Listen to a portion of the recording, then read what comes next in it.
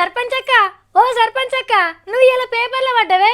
మొలకలు నాటుకుంటా దిగిన పోటువని కూడా వేసిండ్రు. ఏందక్కది, పచ్చంచు సీరయ్యే వరకు ఆకులలో కలిసిపోయినట్టే ఉండే, మంచిగా వాళ్ళే. ఇంకొకరు వచ్చి, సర్పంచ్ వదినే నేను అన్నం తినేయమన్నాడు, సిమెంట్ రోడ్ వేయించే వరకు లేట్ అవుతుందట, నువ్వు బువ్వ తినేసేయి.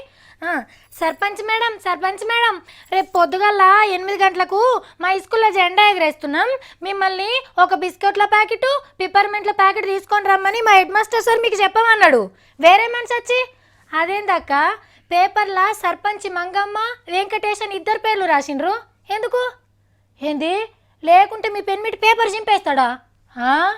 మరి పెద్దూరులో ఎన్ని మొక్కలు పెడుతుంది సర్పంచ్ సాబ్? అసలు సర్పంచ్ ఇది ఎన్ని మొక్కలు ఆయనకే తెలుసా? ఇప్పుడు ఆయన చెప్పినాక చెప్తున్నావు, బాగా ఈమెకేం తెలుసు లేదు చెప్తున్నా.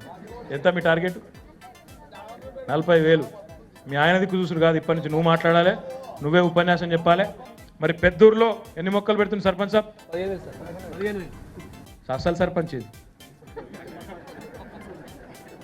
ఎన్ని మొక్కలు ఆయనకే తెలుసా?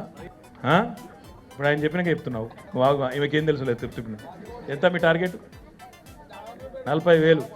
మీ ఆయనది చూసుడు కాదు, ఇప్పటి నుంచి నువ్వు మాట్లాడాలి, నువ్వే ఉపన్యాసం చెప్పాలి. గద అన్నట్టు అస్సలు ముచ్చట. పేరుకేమో గీ అక్క సర్పంచి, పెత్తనమేమో పెన్మిటిది. ఏది అడిగినా మా ఆయనకే తెలుసు, మా ఆయన ఎట్లా చెప్తే గట్లన్నది.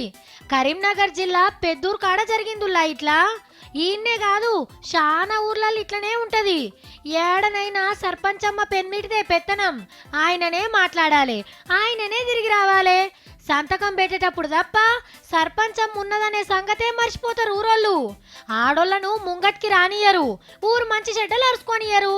తెలంగాణ రాష్ట్రంలో కూడా మహిళా సర్పంచులు ఇట్లుంటే ఎట్లా?